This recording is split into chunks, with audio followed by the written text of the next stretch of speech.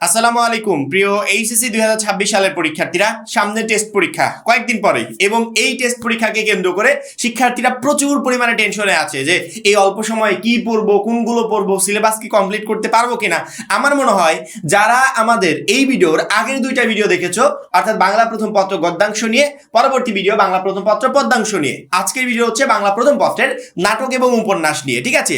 এই তিনটা ভিডিও যে শিক্ষার্থীটা দেখবে বাংলা প্রথম পত্র তার হাতের মুঠোয় থাকবে, অর্থাৎ বাংলা প্রথম পত্র সে 2 দিন বা 3 দিন টাইম নিলে আমরা যে বিষয়গুলো দিচ্ছি লাস্ট মোমেন্টে পড়ার জন্য, তোমাদেরকে খুঁজতে হবে না যে কোনটা পড়বো, কি পড়বে সেটা আমরা মুখে বলে দিচ্ছি, প্লাস আমরা তোমাদেরকে পিডিএফ আকারে দিয়েও দিচ্ছি।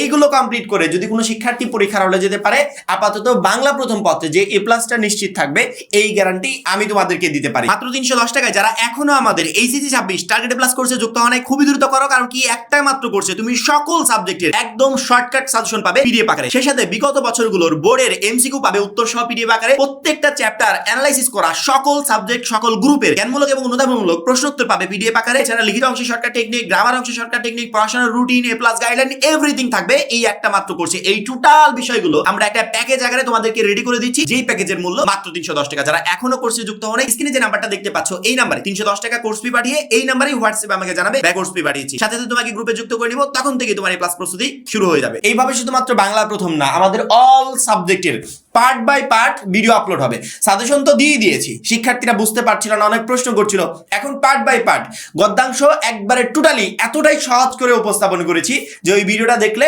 ওই পিডিএফ গুলো পেলে একটা শিক্ষার্থীর গদ্যাংশে টোটালি প্রশ্ন কমন থাকবে। পদ্যাংশেও সেম, আজকে নাটক এবং উপন্যাসটাও সেম ভাবে শিক্ষার্থীদের সামনে একেবারে সহজভাবে উপস্থাপন করার চেষ্টা করব, এবং এই তিনটা ভিডিওর মাধ্যমে বাংলা প্রথম পত্রে তুমি তোমার এই পাসটা নিশ্চিত করতে পারবে, সামনের এই শর্ট টাইমে বেস্ট একটা প্রিপারেশন নিয়ে পরীক্ষার হলে যেতে পারবে।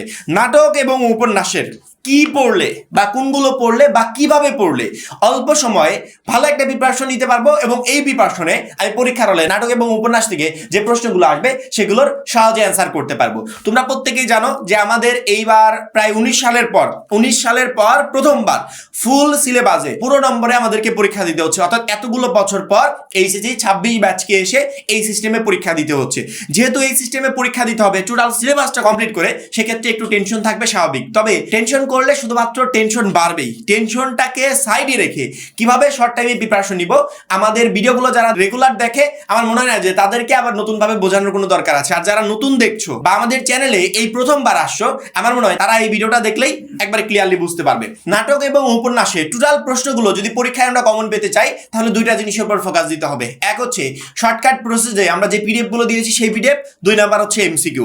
এমসিকিউতে ভালো করতে হবে, প্লাস সৃজনশীলও ভালো করতে হবে, তাহলে ইজিলি আমরা পরীক্ষার হলে সকল প্রশ্নের অ্যান্সার আমরা করতে পারবো। সৃজনশীলে কিভাবে ভালো করব সেই বিষয়ে আগে কথা বলি। এই মুহূর্তে আমি স্ক্রিনে পিডিএফ গুলো দেখাচ্ছি। আচ্ছা বলো তো, স্ক্রিনে যে পিডিএফটা দেখাচ্ছি এটা কিসের পিডিএফ?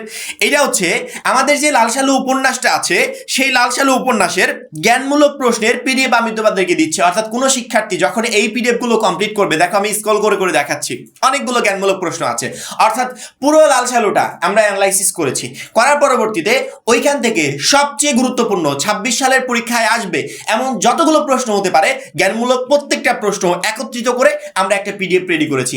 একটা শিক্ষার্থীকে আর নতুন করে ওই জ্ঞানমূলক প্রশ্নগুলো বের করতে হবে না, ওইখান থেকে পড়তে হবে না, বা এই জ্ঞানমূলক প্রশ্নের জন্য টেস্ট পেপার, তারপরে সাপ্লিমেন্ট, এগুলো কিনতে হবে না।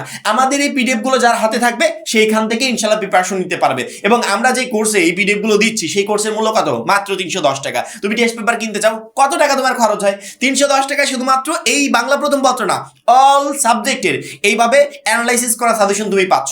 বিগত 10 বছরের বোর্ড প্রশ্ন আমরা অ্যানালাইসিস করেছি, পরবর্তীতে সাজেশনগুলো রেডি করেছি, পিডিএফ গুলো অ্যানালাইসিস করেছি, তার পরবর্তীতে রেডি করেছি। এইভাবে শুধুমাত্র জ্ঞানমূলক না, এই মুহূর্তে স্ক্রিনে যেটা দেখতে পাচ্ছ এইটা হচ্ছে এই লাল সালুরই অনুধাবনমূলক প্রশ্ন। জ্ঞানমূলক অনুধাবনমূলক প্রশ্নের পিডিএফ আমরা রেডি করে একটা অধ্যায় থেকে যতগুলো ইম্পর্টেন্ট প্রশ্ন হতে পারে প্রত্যেকটা প্রশ্ন একই প্ল্যাটফর্মে নিয়ে আসছি, পরবর্তীতে সেটা পিডিএফ আকারে তোমাদের হাতে তুলে দিচ্ছি। এই পিডিএফ গুলো তোমরা পরীক্ষার আগ মুহূর্তে কমপ্লিট করবে, শুধুমাত্র টেস্ট পরীক্ষা না, ফাইনাল পরীক্ষাতেও ইনশাআল্লাহ এই পিডিএফ গুলো থেকেই তুমি প্রশ্ন কমন পাবে। এইভাবে শুধুমাত্র লাল সালু না, পরবর্তীতে সিরাজউদ্দৌলার জ্ঞানমূলক প্রশ্নগুলো একটু দেখো, যতগুলো জ্ঞানমূলক প্রশ্ন আছে সিরাজউদ্দৌলা রিলেটেড, টোটালগুলো আমরা একটা প্ল্যাটফর্মে নিয়ে এসে পিডিএফ রেডি করে পরবর্তী তোমাদেরকে দিচ্ছি। অর্থাৎ যে জ্ঞানমূলক প্রশ্নগুলো সিরাজউদ্দৌলা থেকে আসবে সেগুলো আমাদের পিডিএফ থেকে থাকবে। সেই সাথে এই মুহূর্তে দেখো সিরাজউদ্দৌলার অনুধাবনমূলক প্রশ্নের পিডিএফ, অর্থাৎ অনুধাবনমূলক রিলেটেড যে প্রশ্নগুলো আসবে সেগুলো ইনশাল্লাহ আমাদের এই পিডিএফ গুলো থেকে থাকবে। এখন অনেকে বলতে পারো ভাইয়া জ্ঞানমূলক অনুধাবনমূলক পেলাম, ইনশাল্লাহ আপনার পিডিএফ থেকে আমরা 100% প্রশ্ন কমন পাবো, এতটুকু নিশ্চিত এই পিডিএফ গুলো যদি পড়ে যায়। কিন্তু গ এবং ঘ, ক খ তো পেলাম, গ এবং ঘ দরকার। আচ্ছা আমি আমার আগে দুইটা ভিডিওতে এই বিষয়ে অলরেডি আলোচনা করেছি। আমরা যদি পার্সোনালি যদি 10টা 15টা সৃজনশীল প্রশ্ন পড়ে যাই, এই 10টা 15টা প্রশ্ন পড়ে গেলাম, কিন্তু এই 10টা 15টার ভিতর থেকে না এসে অন্য একটা প্রশ্ন আসলো, সেটা কি আমরা অ্যান্সার করতে পারবো? পারবো না। কারণ কি, আমরা পার্সোনালি শুধুমাত্র 10টা এবং 15টা পড়ে গেছি। যদি এর ভিতর থেকে আসে তাহলে অ্যান্সার করতে পারবো, আর যদি না আসে তাহলে পারবো না। এর জায়গায় আমরা যদি আমাদের যে টেক্সট বুকটা আছে, অর্থাৎ লাল সালো গল্পটা আছে, এই গল্পটা জাস্ট একবারই পড়বো, দুইবার না, একবারই পড়বো। প্রথম থেকে শেষ পর্যন্ত সুন্দর করে একবার পড়বো এবং ইম্পর্টেন্ট লাইনগুলোকে আন্ডারলাইন করবো, মানে পড়ার সময় ইম্পর্টেন্ট লাইনগুলোকে আন্ডারলাইন করবো।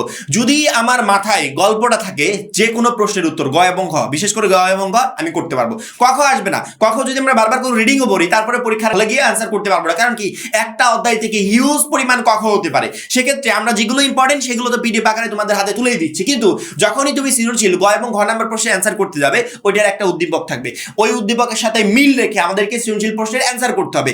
এখন আমার যদি আমার টেক্সট বুক সম্পর্কে, আমার যদি আমার লাল সালু সম্পর্কে, আমার সিরাজউদ্দৌলা সম্পর্কে মেমোরিতে যদি নলেজই না থাকে, তাহলে আমি কিভাবে উদ্দীপকের সাথে মিল রেখে আমি অ্যান্সার করতে পারবো?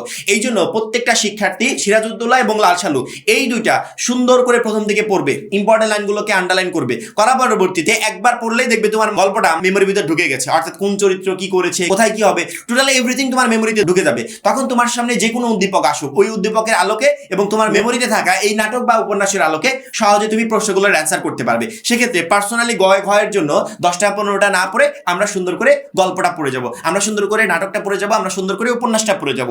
এগুলো যদি মাথার ভিতরে রাখতে পারি, সেক্ষেত্রে এই নাটক এবং উপন্যাস থেকে যে প্রশ্নই আসুক আমি সহজে অ্যান্সার করতে পারবো। এবং আমি যখন রিডিং পড়লাম, রিডিং পড়ার সময় ইম্পর্টেন্ট লাইনগুলোকে আন্ডারলাইন করেছি। পরীক্ষার আগ মুহূর্তে আমার কাজ হবে, আমি যেই কয়দিন টাইম পাই বা যেই কয় ঘন্টা টাইম পাই, বারবার করে রিভিশন দিব। ওই যে ইম্পর্টেন্ট লাইনগুলোকে আন্ডারলাইন করেছি, ওইগুলাই বারবার করে রিভাইজ দিতে থাকবো। রিভাইজ দিলে কি হবে জানো, এই জায়গাগুলো থেকে তুমি এমসিকিউ প্রশ্ন কমন পাবে। টেক্সট বুকের এই আন্ডারলাইন করা লাইনগুলো প্লাস বিগত কয়েক বছরের বোর্ড প্রশ্ন, এই দুইটা যদি কোনো শিক্ষার্থী সলভ করে পরীক্ষার হলে যেতে পারে, সে 100% এমসিকিউ প্রশ্ন কমন পাবে। বিগত কয়েক বছরের বোর্ড প্রশ্ন আমাদের পিডিএফ কোর্সে আমরা পিডিএফ আকারে সুন্দর করে দিয়ে দিয়েছি। এমসিকিউ বোর্ড প্রশ্ন উত্তর সহ পিডিএফ আকারে দিয়ে দিয়েছি, সেগুলো তোমরা সংগ্রহ করবে। ওইগুলোর জন্য আলাদা করে টেস্ট পেপার কিনতে হবে না, আমাদের এই 310 টাকার কোর্সেই সবকিছু দেওয়া থাকবে। প্লাস তুমি তোমার টেক্সট বুকে যে ইম্পর্টেন্ট লাইনগুলোকে আন্ডারলাইন করেছিলে ওইগুলো বারবার করে রিভাইজ দিবে, তাহলে দেখবে এমসিকিউ একটাও মিস হবে না, টোটালি তোমার এমসিকিউ কম থাকবে। কিন্তু তুমি এর অতিরিক্ত যদি কারো সাজেশন ফলো করো যে 500 এমসিকিউ পড়ে যায়, এখান থেকে নাটক উপন্যাসের সবকিছু কমন চলে আসবে, এই বোকামিটা আপাতত করো না। সামনের পরীক্ষাটা খুবই গুরুত্বপূর্ণ, ক্রিটিক্যাল একটা পরীক্ষা। টেস্ট পরীক্ষায় খারাপ রেজাল্ট করলে ফাইনালেও অ্যালাউ করবে না। অনেক শিক্ষার্থী আমাকে কমেন্ট করে যে ভাইয়া প্রি টেস্টে ফেল করেছি কিন্তু টেস্টে নিতে চাচ্ছে না, কি একটা অবস্থা তাহলে। এই জন্য এই বিষয়গুলোকে মাথায় রেখে আমাদেরকে এমনভাবে প্রিপারেশন নিতে হবে যাতে আমি পরীক্ষায় টেস্টে যাতে ভালো রেজাল্ট করতে পারি এবং সেই ধারাবাহিকতায় ফাইনালেও একটা ভালো রেজাল্ট করতে পারি। আমরা আমাদের প্রত্যেকটা ভিডিওতে এখন সাবজেক্ট অ্যানালাইসিস করে ভিডিওগুলো দিচ্ছি, অর্থাৎ প্রত্যেকটা সাজেশন, প্রত্যেকটা সাবজেক্ট তোমাদের কাছে এতটাই সহজভাবে উপস্থাপন করছি যাতে শর্ট টাইমে তুমি একটা বেস্ট প্রিপারেশন নিতে পারো এবং এই প্রিপারেশনে পরীক্ষায় ভালো একটা রেজাল্ট করতে পারো। আশা করি নাটক এবং উপন্যাসের জন্য তোমাদেরকে যেভাবে পড়তে বললাম বা যেই পিডিএফ গুলো তোমাদেরকে দেখতে বললাম, এইগুলো দেখার পর কোনো শিক্ষার্থীর কাছে আর একটা প্রশ্ন আনকমন থাকবে না। তুমি সিকিউ এমসিকিউ দুটাতেই ইনশাআল্লাহ বেস্ট একটা রেজাল্ট করতে পারবে। আশা করি প্রত্যেকটা শিক্ষার্থী বুঝতে পেরেছো। এখন এই পর্যন্তই। পরবর্তী ভিডিওর জন্য অবশ্যই চ্যানেলটাকে সাবস্ক্রাইব করে রাখবে। যারা এখনো আমাদের এইচএসসি 26 টার্গেট প্লাস কোর্সে যুক্ত হয়নি, খুবই দ্রুত যুক্ত হয়ে যাবে। সবাই ভালো থাকবে, সুস্থ থাকবে। আল্লাহ হাফেজ।